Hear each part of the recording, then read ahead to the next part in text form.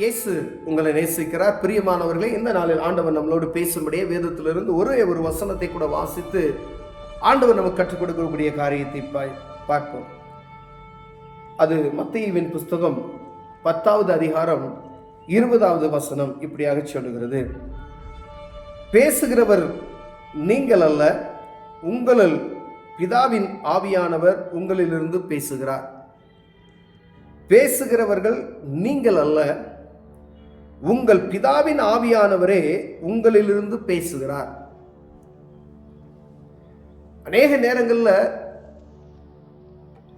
ஆலயத்துக்கு நம்ம கடந்து செல்லும் பொழுது, ஏதோ ஒரு மீட்டிங்கில் கடந்து செல்லும் பொழுது, ஏதோ ஒரு தேவ மனிதனை பார்க்க கடந்து செல்லும் பொழுது, ஊழியர்களை பார்க்க கடந்து செல்லும் பொழுது, நாம் அப்படியே வெறுமையா அப்படியே கடந்த சர்ச்சுக்கு போறோம், ஆண்டவர் என்னோடு பேசணும் அப்படின்ற உள்ளார்ந்த இருதயத்தில் அந்த நம்பிக்கை எனக்கு வேணும்.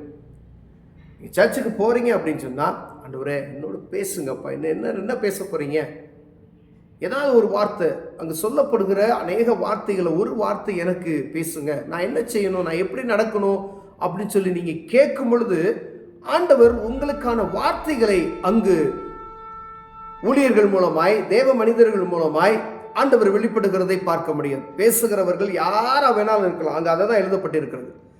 பேசுகிறவர்கள் நீங்கள் அல்ல, உங்களில் உள்ள ஆவியானவர் என்கின்ற அந்த காரியத்தை நாம் அறிந்திருப்போமேயானால், சர்ச்சில் ஒருத்தர் பேசுறாரு அப்படின்னா அவர் தானே பேசுறாரு அப்படின்னு நீங்க அசால்ட்டா நினைச்சீங்க அப்படின்னா அதுல ஒரு பிரயோஜனமே இருக்காது. ஆண்டவர் ஒருத்தர் பேச மாட்டார்.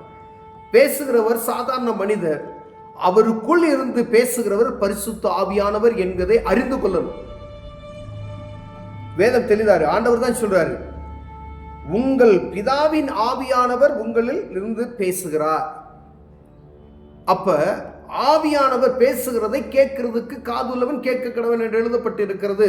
நான் போய் யாரோ ஒருத்தர் பிரசங்கியார், இவர் தானே பேசுறாரு, அப்படியே ஜாலியா கேட்டு அப்படியா நல்லா இருக்கு அப்படின்னு பேசுகிறது சர்வ வல்லமையுள்ள தேவன் என்கின்ற உணர்வு இருக்கும்படியா ஆண்டவர் பேசுகிறார். பிரியமானவர்களே, இந்த சர்ச்சுக்கு போறீங்க, ஐயோ சாமியார் தானே பேசுறாரு, ஓ அந்த பிரதர் தான் பேசுறாரு, இவர் தான் நமக்கு எனக்கு நல்லா தெரியும், இவர் தான் பேசுறாரு, நல்லா பேசுவார் அப்படின்றதுல, ஐயா உங்ககிட்டையும் என்னத்தை ஆண்டவர் என்ன பேசுகிறார் என்பதை நீங்க உள்ள நுழைவதற்கு முன்பதாக, இல்ல காலையில் எழுந்ததுமே இன்னைக்கு ஆலயத்துக்கு நான் கடந்து செல்கிறேன், ஆண்டவரே என்னோடு நீ பேசும் என்கின்ற அந்த ஜெபத்தை நாம் செய்துவிட்டு கடந்து செல்கிறவர்களா இருக்கிறோமா என்று பார்க்கும்படியாக அழைக்கப்படுகிறோம். எவ்வளவு பேர் அப்படி நம்ம பேசியிருக்கோம், எவ்வளவு பேர் அப்படி ஜெபித்திருக்கிறோம். நீங்க இன்னைக்கு இந்த நாள் சர்ச்சில் போகும்போது ஆண்டவர்கிட்ட கேட்டீங்களா? கேட்போம், நிறைய பேர் கேட்குறாங்க. கேட்காதவர்களுக்கு தான் ஆண்டவர் பேசுவார். ஆலயத்துக்கு வெறுமையாய் கடந்து சென்று வருவதற்காக ஆலயத்துக்கு கடந்து செல்வது, ஆண்டவர் என்னோடு என்ன பேசுகிறார், ஏதோ குறைகள் எனக்குள்ள காணப்படுகிற குறைகளை ஆண்டவர் சுத்தி காண்பிப்பார்.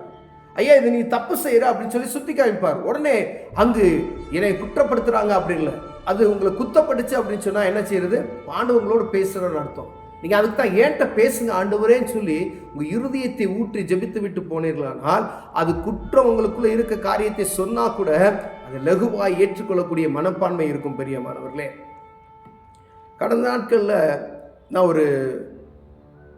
ஒரு மனிதனை கம்ப்ளைண்ட் பண்ணிட்டேன்.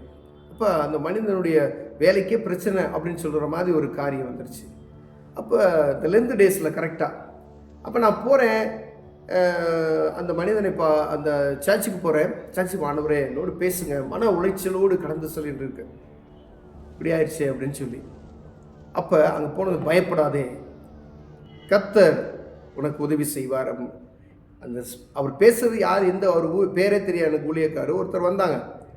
அவர் எடுத்து ஆரம்பித்த வார்த்தையை பயப்படாதே ஆண்டவர் இருக்கிறார் என்ற வார்த்தையை சொன்னார். நான் தெளிவாக என்னால் உணர முடியுது. ஆண்டவரே அந்த வார்த்தை பயப்படாதே, அதை சொல்லக்கூடிய கருப்பொருட்கள் வேலையாக இருந்தாலும் ஆண்டவர் எனக்கு தனிப்பட்ட ஒரு மனிதனுக்காக பேசுகிறார் என்பதை நான் புரிந்து கொண்டேன். பயப்படாதே அப்படின்ற ஒரு வார்த்தை அவர் எடுத்ததுமே சொல்ல, பயப்படாத ஆண்டவர் பார்த்துக் கொள்வார் அப்படின்னு சொல்லி. அப்போ அந்த பிரச்சனையிலேருந்து என்னது அது சரியாயிடும். அப்போ நம்மளால ஒரு துன்பம் வரும்பொழுது நமக்குள்ள ஏற்படுகிற காரியத்தை ஆண்டவர் என்ன செய்யறார் பார்க்கிறார், அதை விடுதலை கொடுக்கிறவராய் இருக்கிறார். பிரியமானவர், அப்ப ஜெபத்தை கேட்கிறவர் அவர். நீங்க சர்ச்சுக்கு போகும்போது தேவ சமூகத்தில் ஜெபித்துட்டு போனீங்கன்னா ஆண்டவர் உங்களோடு பேசுவார். அப்ப அப்ப என்ன வார்த்தை பேசணும்னு சொல்லி அவர் உங்களுக்கு நீங்க கேட்டீங்கன்னா தான் ஆண்டவர் சொல்லுவார். ஏன்னா நம்ம என்ன நினைக்கிறோம், ஏதோ ஒரு மனுஷன் பேசுறான், அவர் தானே பேசுறாரு அப்படின்ற எண்ணம் எல்லா ஜனங்களுக்கும் இருக்குது. இன்னைக்கு ஃபாதர் பேசுறாரு, அவர் ஃபாதர் தானே பேசுறாரு, தெரிஞ்ச ஃபாதர் தானே, அவர் இப்படிதான் பேசுவாரு அப்படின்னு. அப்படி கிடையாது. நீங்க ஜெபம் பண்ணி விட்டு நீங்க கடந்து சொன்னால் பரிசுத்த ஆவியானவர் அவர் மூலமாய் உங்களுக்குள்ள வார்த்தைகளை அவர் கொடுப்பாரு. நான் காது கொடுத்து கேட்கணும். சர்ச்சில் போயிட்டு நம்ம அவர் பேசுறதை கேட்காம பக்கத்துல கதை பேசிட்டு இருந்தோம்னா ஒன்றும் போகும்போது ஜெபம் பண்ணிட்டு ஆண்டவரே என்னோட பேசுங்க அப்படின்னு சொன்னீங்க அப்படின்னா உங்களுக்கான வார்த்தைகள் அங்கு வெளிப்பட முடியும்.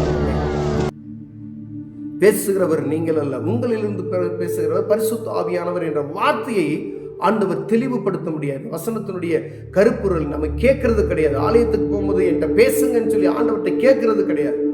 எத்தனை பேர் கேட்கிறோம்? பேசுகிறவரை சாதாரணமாக எடுத்துக்கொள்ளுகிறோம். எனக்கு என்ன பேசணும் நீங்க ஜெபித்துட்டு போனீங்க அப்படின்னு சொன்னா ஆண்டவர் உங்களோட பேசுவார். பேசுகிற சின்ன பையன் பேசுவான், முதியவர் பேசுவான், நல்ல திறமை அனுபவசாலிகள் பேசுவான். யார் பேசினாலும் ஆண்டவர் பேசுகிறார் என்பதை நாம் அறிந்து கொள்ளும்படி ஆண்டவர் உங்களோடு என்னோடு பேசுகிறார். பெரிய ஒருவேளை அப்படிப்பட்டதான குறைச்சல் நமக்குள்ள இருக்குமே. ஏனால் ஆலயத்துக்கு செல்லும் போது நம்ம என்ன செய்யறதில்ல, ஜெபித்து விட்டு கடந்து செல்ல என்னோடு பேசுங்கன்னு சொல்லி ஆண்டவர் பேசணுன்ற உணர்வு நமக்குள்ள கிடையாது. அவர் என்கிட்ட எப்படி பேசுவார் அப்படின்னு இல்லை, அவர் பேசுவார். ஆனா நம்ம கேட்கணும், என்னோடு பேசுங்கப்பா அப்படின்னு சொல்லி நீங்க கேட்டீங்க அப்படின்னா அவர் டைரக்டா பேசுவார். கேட்டு பாருங்க, உங்க உள்ளித்திரியங்களே அவர் அறிந்திருக்கிறார். பிரியமானவர்களே, ஏதோ பிரச்சனையில இருப்பீங்க, ஏதோ பலவீனத்துல இருப்பீங்க, ஏதோ ஒரு காரியத்துல இருப்பீங்க, ஆண்டவர் பேசுவார். நான் ஒரு சில காலங்களுக்கு மதுபான பிரியனாக இருந்தேன், ரட்சிப்பின் அனுபவத்தை பெற்றுக்கொள்ளுக்கு முன்னாடி. அப்போ ஒரு ஊழியர் என்னை அநேக ஊழியர்கள் நான் ஒரு என்னை பேசுங்க அப்படின்னு சொல்லுவேன். பாருங்களா, ஊழியர்கள் மூலமாக உன்னை ஆண்டவர் நீ தவறு செய்து கொண்டு இருக்கிறாய், உன்னை ஆண்டவர் வெட்கப்படுத்திடுவேன் அப்படின்னு சொல்லுகிற சத்தம் வரும். அதே போல ஒரு நாள் என் இருதயம் நொறுங்குவது போல ஒரு வெட்கத்தை நான் பார்த்தேன். பெரிய அன்னைக்கு தான் இந்த மதுபானம் முற்றிலுமே வாழ்க்கையை விட்டு அகன்று போனது. ஒரே நொடி போனது. கிழக்கு மேற்கும் உள்ள தூரம் எவ்வளவோ அவ்வளவு தூரத்துக்கும் அதோடைய நினைப்பை இல்லாதபடி ஆண்டவர் மாற்றி போட்டார். இது ஆண்டவர் கொடுக்கிற அற்புதமான சுகம். என்கிட்ட பேசுறார், அது அல்ல தட்டினே வெக்கமடைய செய்தார். ஆனா அற்புதத்தை பெற்றுக்கொண்டேன். சில நேரங்கள் ஆண்டவர் அன்பா சொல்லுவார், அதை நம்ம கேட்கறது கிடையாது. அல்ல தட்டிட்டு அப்படியே யாருக்கோ பேசுறாங்க அப்படின்னு சொல்லிட்டு போயிடுவோம். ஆனா எனக்கு பேசுவேன் என்ற உள்ளார்ந்த இருதயத்தில் ஒரு ஓரத்துல ஒரு நான் இந்த தவறு நமக்குள்ள இருக்கு அப்படின்னு நமக்கு தெரியும். ஆண்டவர் என்கிட்ட தான் பேசுறாரோ அப்படின்னு தெரியும். ஆனா அதை மறைத்து விடுவோம். ஆனா என்னைக்கோ அந்த இதுக்கு ஒரு வெட்கம் வந்து சேரும் பார்த்தீங்களா, அதுக்கு ஆண்டவர் கொடுக்கிற தண்டனை. அதை பெற்றுக்கொண்டதுமே விடுதலை வந்துடும். ஆனா ஆண்டவர் சொல்றார், அதை நீ முன்னாடியே இந்த வெட்கத்தை படுவதற்கு முன்பதாக நீ விட்டுவிட்டனா அது அற்புதமாய் சுகத்தை பெற்றுக்கொள்வாய் அப்படின்னு சொல்லி எல்லாம் ஆண்டவர் சொல்லுகிறத அப்படியே சொல்லி சொல்லி சொல்லி சொல்லி அல்ல தட்டிக்கிட்டே இருந்தோம்னா ஒரு வெட்கத்தை கண்டும் அப்புறம் என்ன செய்வோம், அற்புதத்தை படக்கூடிய சூழ்நிலை வரும். அப்போ ஆண்டவர் நம்மளோடு பேசுவதற்கு அவர் ஆயத்தமாக இருக்கிறார். நாம தான் கேட்கணும். ஆலயத்துக்கு செல்லும்போது ஆண்டவரே என்னோடு நீங்க பேசுங்க ஆண்டவரே நீங்க சொல்லி கேட்டீங்கன்னா அவர் பேசுவார். கண்களை மூடுவோம், ஜெபிப்போம். அன்பின் தகப்பனே, பேசுகிறவர் நீங்கள் என்பதை நாங்கள் அறிந்திருக்கிறோம் ஐயா. இந்த நாளில் ஆண்டவர் யார் பேசினால் அவர்கள் மூலமாய் என் தேவன் வெளிப்படுகிறீர் என்கிற காரியத்தை அறிந்து கொண்டோம். நீ நாங்கள் ஆலயத்துக்கு சொல்லும் போது எங்களோடு நீர் இடைபடுவீராக. இயேசுவின் நாமத்தில் பிதாவே, ஆமென்.